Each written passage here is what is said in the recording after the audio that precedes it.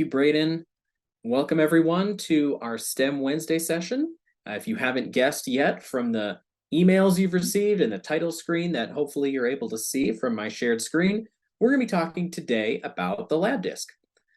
We're going to be especially focusing on how to use this device with younger students, people who might be a little intimidated by all the buttons, all the software features, and also the teachers who may feel similarly. So let's get into it here. As Braden said, I will be opening up some poll questions throughout, as well as asking for responses in the chat. So feel free to jump on that chat box and contribute whenever you'd like. If you have questions throughout, I'll be taking a look. Now, before we begin, a little bit about myself, just wanted to say hello. My name is Evan, as Braden already mentioned, and I'm a training and development specialist here at Boxlight, working with educators much like yourselves, day in and day out, learning how to use the equipment that we have. And I come from the education world. I was a teacher before this, but now I work primarily with the education technology doing this role. So before we begin really diving into the Labdisc, I do want to ask who is here with me. So I'm going to go ahead and open a quick poll about what subjects you teach. I'm curious to see who is here with me. Again, this is mostly about younger students today. So I'm hoping we have some of those early elementary grades here in the audience, but if we don't, that's fine too. I'll give you a few minutes to respond here. We're getting some responses in. All right, looks like we have quite a mix. We've got people who are teaching pre-K through 2, 3 for 5. We also have a few high school teachers, as well as science and math and music teachers, or art or other. So that last category could be just about anything, but I'm glad you took the time to show today that you're interested in this device and what we can do with it. So of course, those folks who are in sort of the K through 5 world are going to probably get some more tips today. But if you're in those older grades, that doesn't mean that the tips won't apply to you. It's just that your students might be a little bit more flexible, a little bit more self-directed, and that's totally fine too. All right, let's go ahead and end that poll now. And I will continue with what we're looking at today. Just a brief agenda. I want to first set the stage and tell you a little bit about what the Labdisc even is. We're not going to focus too much on the features, the details of this device, but I do want to make sure that everybody is aware at least of what this is, what we're talking about today. Then we're going to talk about some barriers that exist when it comes to STEM education in elementary school, and think about some ways that we might overcome some of those using this device and other techniques. And then lastly, we're going to bring it back to the Labdisc and talk about what we can actually do to open that up a little bit more to those younger kids. So just to set the stage, we have our Labdisc all-in-one portable STEM lab. This is a data logger device that is going to collect data from 15 sensors or so, depending on the model. As you can see on my screen, there are a few different varieties. We have 4 different models. The one that I have in my hands right now is the GenSci model, and we recommend that definitely for those elementary students, just because it has a wider range of useful sensors. But on this device, we have things like temperature, weather measurement devices like air pressure and humidity, really important for some of those early elementary lessons when you're learning about your world, just discovering what is the process of weather and temperature and things like that. We also have some different sensors on here that would be useful as well, such as light and distance, sound sensing with a microphone or decibel levels. So lots of widely varying techniques that you could use with this Labdisc. It has a long battery life, which is really helpful for things like a weather station, for instance, for using with those early elementary kids. And it does come with GlobiLab data analysis software. I won't be showing that to you today, but you can see a screenshot here where it actually will tie the information coming from this device back to your computer, back to your interactive flat panel display, if you have something like that in your classroom. So you can display all of that information nice and big so everybody can see it. or annotate it, work with that data a little bit. So now that we know sort of what products we're discussing, what sort of device we're focusing on, let's talk about what people might have a barrier to in STEM education. So what are some things that can cause teachers to hesitate or not be able to really teach STEM effectively or as much as they'd like? I'm going to open up a new poll here, but you can read it on my screen here. I'm just curious about why you think teachers might be hesitant to teach STEM in elementary lessons. We've got that poll up there. Just pick some responses, whatever resonates with you. There are always a few different reasons. So no need to just pick one. If you think there's other ones out there, please go ahead in the chat as well. It looks like we have a raised hand here from Crystal. If you'd like to ask a question in the chat, that's totally fine. I'll leave this poll up for a little bit longer here. All right, looks like Hannah in the chat also feels two of them here. B and D, no time for STEM, as well as lack of confidence. That does seem to be the prevailing sort of responses here in our webinar as well. We'll let this go for just a few more seconds here. While you're answering, I will say I cannot take credit for coming up with these topics, these responses here. These are actually taken from analyses of teachers, polls, surveys, as well as the scientific literature on education research. You can see down below here, Margot and Kettler from 2019 published a review of the challenges associated with STEM education, and these come directly from that. So I'll give you the results here. What we have so far, we have, as Hannah suggested, B and D were our top responses. All of these did come from actual surveys of teachers. So at least a few teachers across the nation are feeling all of these. I definitely felt some of these myself when I was a science teacher. So hopefully we'll give you a few points to address some of these. But it seems like our main concerns are that we just don't have time. That's the teacher's perennial problem, right? So how can we make STEM education a little quicker, a little bit easier to implement? And then how can we as teachers start to get over some of our own hesitancy? Many of us did not go to education as a degree, as a career pathway, because we felt confident in STEM, right? We went into it for other reasons. And so how can we sort of gain that like confidence both with the concepts and in our ability to teach it? So hopefully the Labdisc will be able to help at least a little with both of those, with a few revisions to what you might already be doing. So I do want to address a few of the other points as well that were not picked in our particular poll, but did come up in that survey. Remember, teachers were concerned that some of their students might not understand all the concepts. They might not be ready for it. And that also the teachers were a little hesitant themselves. So I do want to sort of try to allay some concerns. While no one did pick this in our poll, I just want to remind you that your students often will rise to a challenge if given one. Historically, teachers, especially at that sort of younger level, will underestimate students' ability to perform STEM concepts. They're much more focused on some of those other aspects of education, and STEM can sort of fall by the wayside as something that either there's no time for or teachers think the students just aren't ready for yet.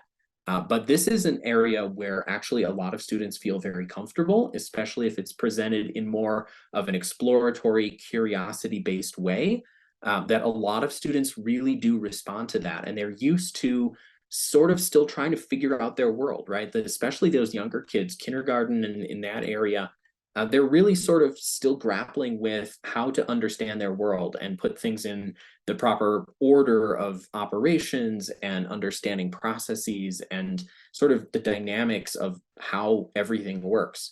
And so they feel very comfortable in that space. And even students who are not yet able to read or perform, mathematical equations, they are really oftentimes very receptive to STEM education. And it can bolster some of those other aspects that they're still working on as well. And a point for the students and also the teachers is that we oftentimes in education, we want to focus on finding the right answer or, getting the concept down.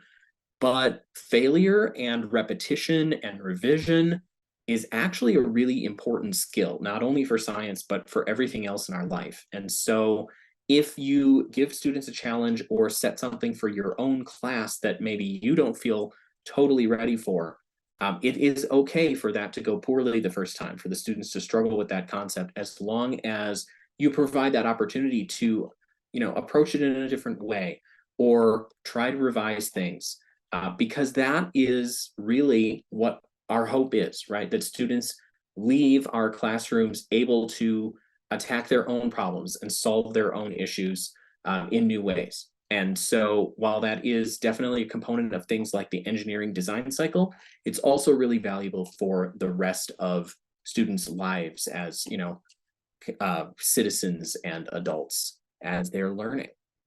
So don't worry too much about some of these concepts being a little too advanced. I think many of the times our students will be able to adjust and adapt to that. Now, on the subject of teachers who are perhaps not quite confident with their ability or searching for a curriculum, that was another aspect that came up in that survey of national teachers, that oftentimes we just don't know where to start, or we don't have time because everything is still sort of, as time limited as it possibly can be in education. So if you are in that boat, if you are searching for something to make things a little simpler and also help teach you the concepts before you have to teach them to your students, if you need a little refresher on there, I do want to just inform you that we do have our own comprehensive STEM curriculum. Hannah has already put a link in the chat. You can also see it on my screen here. You can sign up for a free trial if you don't have an account yet. But this is a really great curriculum with all sorts of fun, engaging lessons that are completely standard driven. So anything that you are already going to be focusing on in those early elementary grades, you will find something in our library of lessons. So I'm going to just quickly switch over here to my browser so you can see the kinds of things that are here. We have Labdisc lessons here. Obviously, there are a ton more lessons and design challenges on my STEM kits, just focusing on this one because that is our topic for today.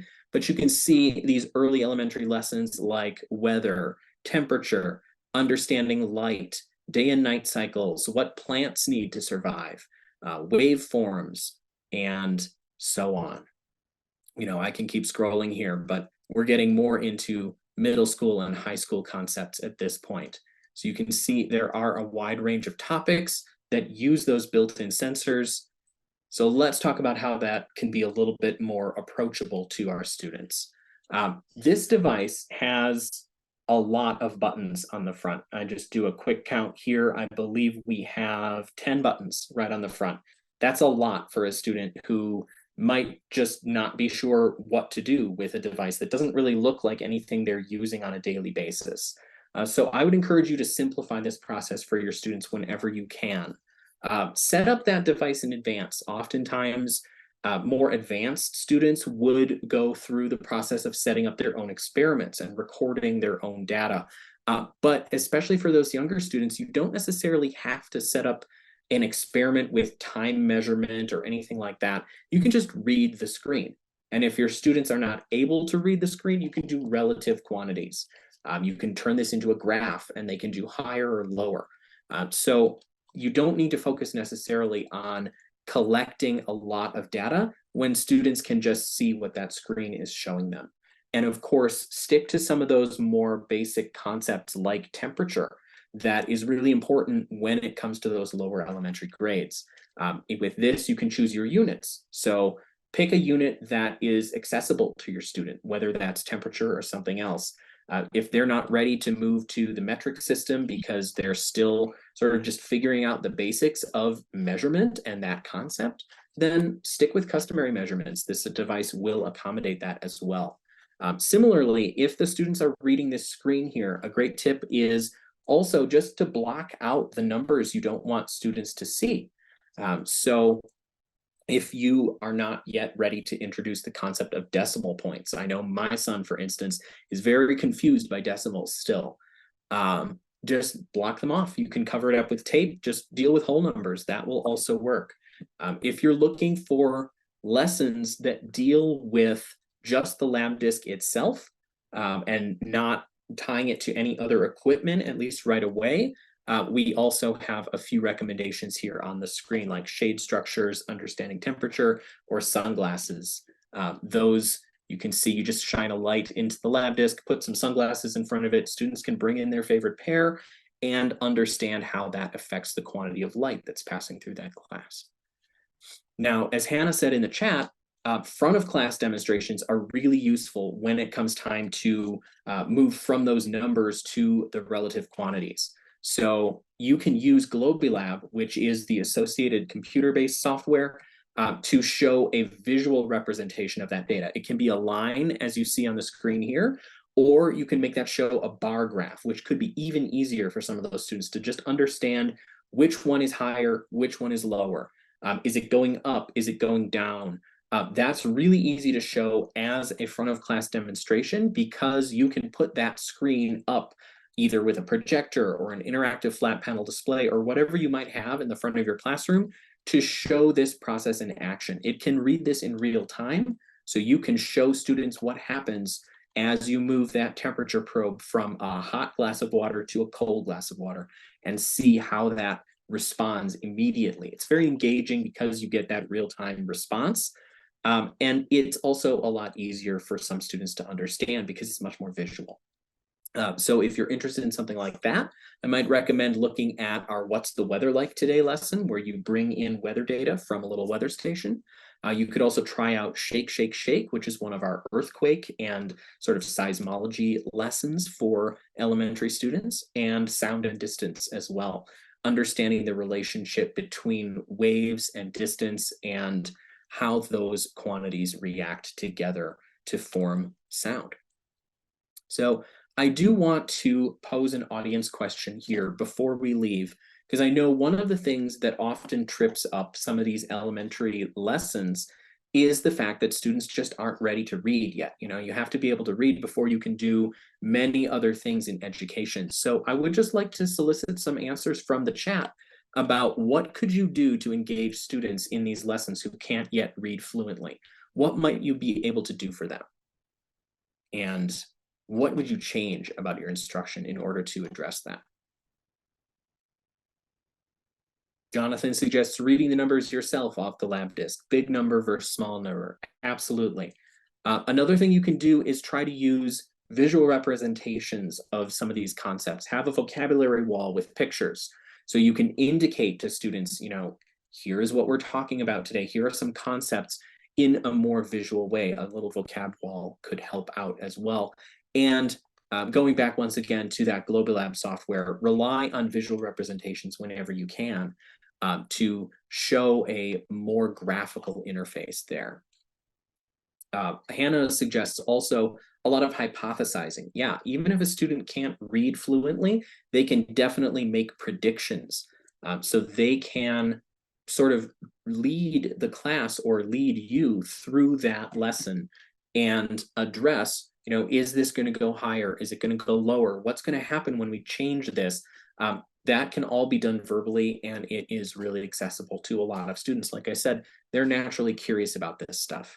So if you have been interested in anything as we've been talking through this and you don't yet have any of our STEM products, feel free to reach out. We do have a whole suite of STEM products available, including the Labdisc, but also 3D printers. Another great way to have some visual context for those students who are still emerging readers. And we have our robotics platform, the MyBot, which, if you haven't investigated that, also has a completely visual code-based method for younger students who are not yet able to type or adjust numbers or even read the interface on that coding screen. And it's all tied together, as we've said, with that My STEM Kits lesson library, with tons and tons of standard-driven lessons for all of these products. So that is our session for today. I do want to make sure all of you are aware next week we're going to come back with Jillian, who's going to do another learning lab on the importance of young girls in STEM. How do we engage and inspire female students and encourage them to participate in the wider world of STEM in their formative years and beyond? And thanks for attending, everyone. If you have any last questions, feel free to drop those in the chat and we'll take a look. Thanks again.